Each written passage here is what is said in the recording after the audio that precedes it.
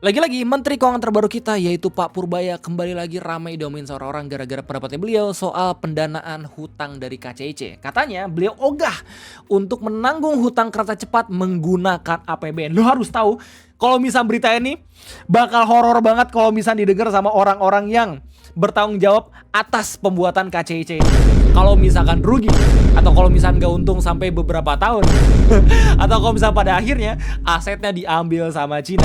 Well, kita bakal bahas itu semua di video ngopi kesempatan kali ini. Jadi selamat datang di Ngopi Ngobrolin Persen Indonesia bersama gue, your favorite Uncle Omri. Lagi-lagi kita bakal ngomongin soal hal-hal yang memang sedang diurus sama Pak Purbaya. Dimana ini video ngopi gue ambil lewat materi CNBC, terus habis itu dari TV News, terus habis itu dari Mongabay, terus habis itu dari Ayu Bandung, dan yang terakhir dari Detik Finance. Untuk mengetahui apa yang terjadi sama KCIC, kita harus tahu dulu kalau misalnya KCIC dibuatnya kapan dan pendanaannya kayak gimana sih sampai pada akhirnya katanya itu hutang sampai gede banget gitu loh, sampai ratusan tahun. Emang bener gitu ya. Nah, jadi KCIC ini itu dimulai proyeknya di tahun 2015 ya, waktu masa pemerintahan Pak Jokowi. Nah, itulah mengapa alasan kenapa kalau misalkan KCIC itu rugi pasti langsung pada nyalain Pak Jokowi. Karena apa? Karena itu dimulai ya secara ambisius pada masa pemerintahan dia. Little did you know kalau misalkan proyek kereta cepat ini diinisiasikan ya berdasarkan berita dari Ayu Bandung dengan judul Sejarah Proyek Kereta Cepat Jakarta-Bandung. Nah, dari berita ini dikasih tahu kalau misalkan kereta cepat itu dimulai diwacanakan di era Presiden Susilo Bambang Yudhoyono atau Pak SBY. Cuman akhirnya ini gak jadi karena Pak SBY ngeliat ada prioritas lain, mungkin ya peningkatan anggaran pendidikan biar ada jenjang yang digratisin gitu ya sekolahnya, atau peningkatan beasiswa, atau nurunin harga bahan bakar minyak gitu ya, I don't know. Pada akhirnya gak jadi, terus dimulai lagi di masa pemerintahannya Pak Jokowi. Nah, jadi di tahun 2015 pada akhirnya KCC berjalan dan baru aja diresmikan di tahun 2023. Gue pun yakin lu semua pasti pernah denger promonya di tahun tersebut gitu ya. Jadi beberapa orang-orang di negara kita udah bisa merasakan bagaimana indah dan juga cepatnya dan juga bagaimana masa depan transportasi Indonesia bisa OTW dari Jakarta ke Bandung hanya dalam hitungan menit aja gitu loh. Tapi di balik kemegahan tersebut ada masalah yang udah dilihat sama almarhum Faisal Basri selaku ekonom yang udah meninggal di tahun 2024 yang lalu. Jadi masalahnya apa Bang Ray? Masalahnya ada di pendanaan. Jadi proyek KCIC ini atau kereta cepat merupakan hasil kolaborasi antara Indonesia dan Cina, di mana Cina itu memberikan pinjaman. Ya total pinjamannya gue nggak tahu total pinjaman berapa gitu, cuma yang jelas ini harga dari proyek ini tuh 7,2 miliar US dollar atau sekitaran 71 triliun gitu ya, yang mana ini nanti bakal dibalikin dengan bertahap menggunakan penjualan tiket dan juga beberapa keuntungan-keuntungan dari US yang lain. Nah, dari sini masalahnya, dari sini problemnya yang sampai pada akhirnya Pak Purbaya sendiri berkomentar terkait adanya proyek di tahun 2015 tersebut yang udah bilang ogah kalau misalnya APBN tanggung utang. Nah, itulah maksud gue kolaborasi antara Cina dan juga Indonesia, di mana Cina sendiri itu memberikan pinjaman kepada Indonesia yang harus dibayarkan. Yang mana Pak Purbaya sendiri itu beranggapan yang harusnya bertanggung jawab dan juga membayar itu bukan dari APBN, melainkan dari Danantara sebagai holding BUMN yang sudah memiliki kemampuan finansial sendiri karena dividen sudah langsung masuk dalam kasnya. Beliau langsung bilang kalau misalnya mereka kan sudah punya manajemen sendiri, sudah punya dividen sendiri yang rata-rata setahun bisa dapat 80 triliun atau lebih. Ya, meskipun beliau udah ngomong kayak gini, tapi beliau masih belum berdiskusi langsung sama pihak manajemen Danantara untuk mengelola utang proyek kereta cepatnya. Beliau bilang saya belum dihubungi untuk masalah itu, nanti begitu ada saya kasih tahu update-nya seperti apa. Nah, ada satu berita yang menurut gue tuh menarik banget dari Detik Finance, di mana kita bisa tahu asal muasal kenapa pada akhirnya utang dari kereta cepat ini serasa kayak gede banget gitu. Bahkan berdasarkan beberapa tanggapan orang-orang di media sosial, ini utangnya bisa sampai ratusan tahun. Kok bisa? Emang sebesar apa? Jadi untuk tahu itu kita harus tahu lagi bagaimana teknis pada akhirnya Indonesia bisa bekerja sama dengan Cina. Karena awalnya waktu wacana PSB itu kereta cepat pengen bekerja sama dengan Jepang, akhirnya nggak jadi ya karena ada beberapa alasan, dan alasannya itu dijabarin lewat berita ini. Kalau misalnya dilihat dari alasan yang pertama, itu karena Cina secara perkembangan kereta cepat bisa lebih cepat dibandingin Jepang. Jadi meskipun Jepang itu merupakan negara yang mempelopori Shinkansen-nya, tapi Cina sendiri bisa dilihat sama Indonesia sebagai negara yang punya kereta cepat lebih maju gitu ya.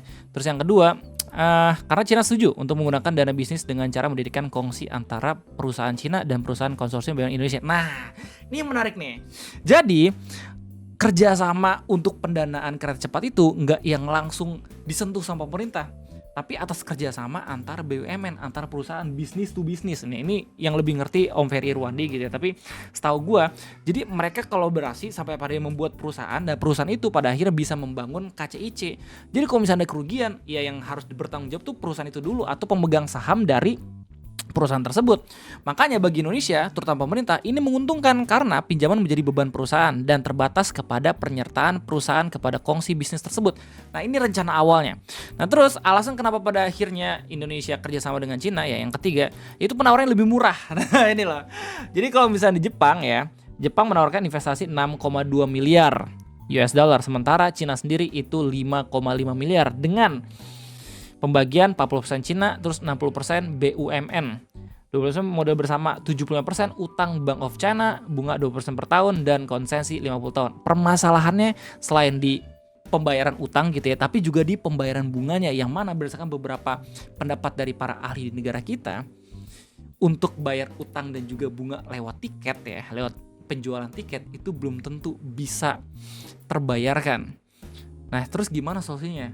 Ada alasan lain yang pada akhirnya Indonesia mau bekerja sama dengan Cina, karena konsorsium pembayar utang itu bukan pakai tiket awalnya tuh, tapi menggunakan skema perencanaan kota baru. Nah, di sini kasih tahu, kalau misalkan konsorsium mempunyai skenario pembayaran utang dari tiket, itu nggak akan pernah mencukupi karena selama 100 tahun pun itu nggak bisa. Nah, makanya ini tuh dibayarin menggunakan pengembangan properti awalnya nih ya. Jadi untuk di kawasan Walini di bawah kepemilikan BUMN PT Perkebunan Nusantara 8, sekitar 16 km secara geografik setelah Bandung atau 26,7 km melalui jalan raya akan dijadikan kota baru. Dan hasil penjualan propertinya akan dijadikan sebagai pembayaran pinjaman dengan perkiraan selama 18 tahun akan lunas. Nah, jadi rencana awalnya itu KCIC bukan cuma sekedar interkonektivitas antara Jakarta dan juga Bandung, tapi juga untuk bisa menjadi jalur agar pergi ke kota baru di Walini ya. Jadi stasiun terakhir tuh bukan Padalarang pengennya tuh, tapi ke Walini, di mana katanya di Walini pun pengen dijadikan Disneyland. Rencananya sama pemerintah, kok nggak salah itu Kang Emil pun pernah ngomong gitu ya, ini kita bakal ada Disneyland di sini. Nah ini gitu loh coy, gue pun baru tahu dari KCIC, dari permasalahannya pendapat Pak Purbaya gitu loh. Ada alasan terakhir. Jadi katanya pembangunan KCJB atau Kereta Cepat Jakarta-Bandung itu bakal bisa menjadi pembelajaran agar Cina dan juga Indonesia bisa berekspansi ke kawasan lain di Asia Tenggara dan Asia Selatan. Jadi ada 5 ya alasannya. Dan yang paling masuk akal kenapa Indonesia pada akhirnya mau kerjasama itu karena emang lebih murah, dan juga mungkin secara rencana pembayaran utang bisa lebih nggak memberatkan. Nah kenyataannya ketika dijalankan gitu ya, ada 4 kesalahan besar yang udah disimpulkan sama Detik Finance ini. Ya redaksinya atas nama Kak Rian Nugroho gitu. Jadi di sini dikasih tahu kalau misalnya kesalahan pertamanya yaitu memindahkan stasiun kereta cepat dari Walini ke Padalarang dan Tegaluar. Nah ini pada akhirnya menjadi alasan kenapa nggak sampai ke Walini gitu ya, tapi cuma di Padalarang doang. Jadi kabar menyebutkan ada pejabat senior di pusat yang mengusulkan untuk memindahkan stasiun dari Walini ke Padalarang. Alasannya biar lebih efisien biaya dan Padalarang terkoneksi dengan layanan KAI. Ya, Walini adalah kawasan di mana BUMN tidak memiliki lahan untuk dikembangkan sebagai instrumen pengembalian utang sebagaimana skenario awal. Sayangnya, usulan tersebut diterima oleh pemerintah. Peluang untuk mengembalikan dengan skema korporasi lenyap begitu saja. Jadi yang awalnya udah ada rencana gitu, kalau misalkan utang itu akan terus terbayarkan dengan pembayaran segala macam transaksi properti yang emang ada di Walini, tapi gara-gara nggak jadi ya stasiunnya sampai ke Walini tapi cuma sampai ke Padalarang dengan alasan efisiensi, makanya skenario awal itu nggak bisa digunain. Jadi gara-gara nggak bisa dipakai, menggunakan skenario pakai tiket gitu. Artinya pembayaran utang itu hanya berasal di tiket yang tidak tercapai sampai 100 tahun. Benarlah analisis almarhum dari ekonom UI yaitu Pak Faisal Basri bahwa baik modal HUS tercapai dalam waktu 139 tahun. Gua nggak tahu apakah perhitungannya udah termasuk maintenance ya, atau entah apa itu termasuk kerugian ketika nggak ada orang yang menggunakan KCIC di pekan-pekan tertentu atau di bulan-bulan tertentu. Jadi kosong keretanya tapi tetap jalan, kan itu kan malah rugi ya, ngabisin bahan bakar. Nah gue gak tahu apakah itu udah dihitung juga, tapi yang jelas berdasarkan analisis dari almarhum Pak Faisal Basri, KCIC bakalan untung ketika udah berjalan 139 tahun kemudian dengan asumsi penumpang terisi 100% setiap perjalanan ya, buset. Segitupun kita nggak tahu ya apakah di 139 tahun kemudian KCC masih relevan lagi atau kagak. Takutnya ada transportasi baru yang bisa menutup ketenaran dari kereta cepat ini. Itu tadi kesalahan pertama. Ada kesalahan lain. Kesalahan kedua, jadi biayanya membengkak coy. Katanya dari yang awal investasi awal 5,5 miliar US dollar terus diturunin ya, terus dinaikin lagi gara-gara adanya cost of run. Jadi 7,27 miliar US dollar. Ibaratnya kayak lu bangun rumah ya, udah didirikan sama tukang, terus habis tukangnya tiba-tiba datang lagi tuh di tengah-tengah lu ngebangun rumah, bilang oh ada biaya tambahan, jadilah akhirnya tuh makin naik. Nah sama kayak KCC kayak gitu juga, tapi bedanya itu bisa membengkak sampai bermiliar-miliar US dollar gitu coy. Yang seharusnya aman terkendali menjadi proyek aman tidak terkendali. Gokil ya. Jadi, proyek kereta cepat Jakarta-Bandung resmi beroperasi pada Oktober 2023 dengan skema kepemilikan 60% oleh Konsorsium Indonesia atau PT BUMN yang ada di negara ini dan 40% oleh Tiongkok, di mana biaya proyek awal ini tercatat sebesar US 5,5 miliar dolar gitu ya, atau 89 triliun menjadi 7,27 miliar US dollar atau setara 118,4 triliun rupiah akibat cost overrun. Kesalahan kedua ya. Nah kesalahan yang ketiga ini yang gak bisa dielakkan karena adanya COVID. Oke. Pandemi COVID 2020-2022 sebenarnya ada skenario lain yang dapat dilakukan ya. Senyampangnya orang tidak banyak melakukan mobilisasi artinya relatif tidak banyak gangguan. Tapi justru pembangunan dapat dipercepat termasuk dengan optimalisasi mesin dan teknologi pembangunan jalur kereta cepat yang dimiliki oleh Cina. Nah kesalahan yang terakhir, dan ini merupakan kesalahan mematikan yang sampai pada akhirnya bisa membuat Pak Purbaya repot, adalah dengan pemerintah menerbitkan Perpres nomor 93 tahun 2021. Ya ini gue juga baru tahu. Di mana ini merupakan perubahan dari Perpres nomor 107 tahun 2015. Di mana beban KCJB atau Kereta Cepat Jakarta Bandung diubah dari korporasi menjadi dapat ke APBN.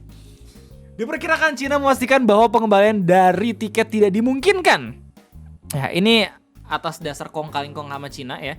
Dan pengembangan kota Barua ini sudah tidak dimungkinkan karena stasiun sudah dipindah ke kawasan di mana pengembang properti tidak dikuasai pemilik KCJB.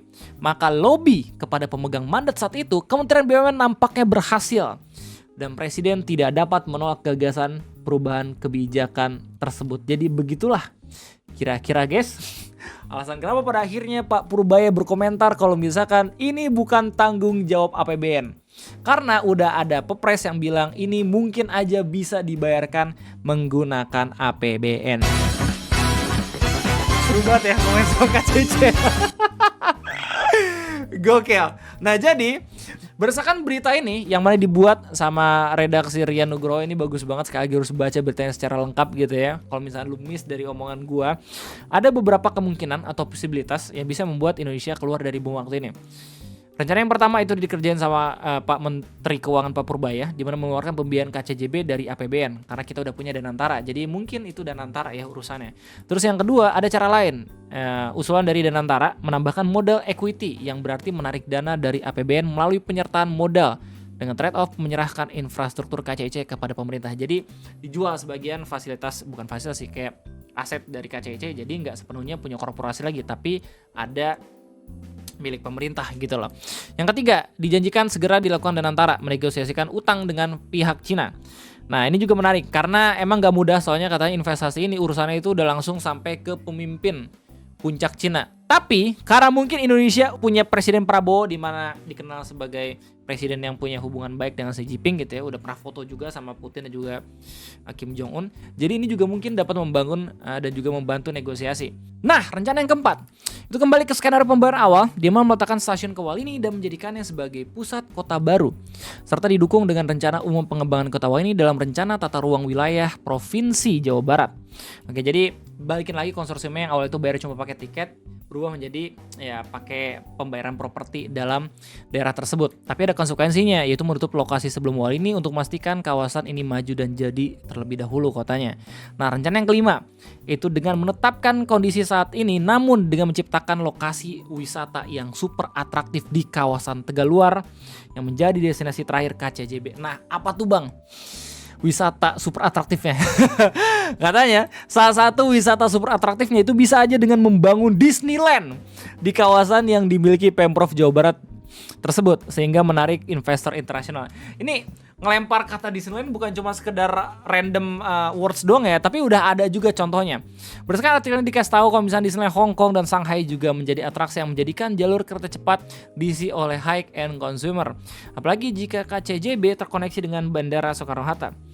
Jadi ya basically untuk bisa ngebuat orang-orang bahkan turis mancanegara bisa berkunjung ke kita gitu ya, bisa aja dibangun Disneyland di kawasan tersebut. Jadi KCC tuh bisa terus penuh gitu loh, karena orang-orang tuh cuma pengen kesana, jadi butuh waktu dengan cepat, nggak yang harus lewat kereta dari Jakarta Bandung yang konvensional terus mungkin pakai travel gitu loh. Tapi nggak ada yang tahu kan ke depannya. Yang keenam, secara korporasi maka KAI mengeluarkan KCJB dari kesatuan bisnisnya dan dijadikan sebagai kesatuan perseroan yang benar-benar terbatas, sehingga tanggung jawabnya untuk memenuhi kebutuhan finansial KCJB dapat dikurangi secara signifikan bahkan ditiadakan.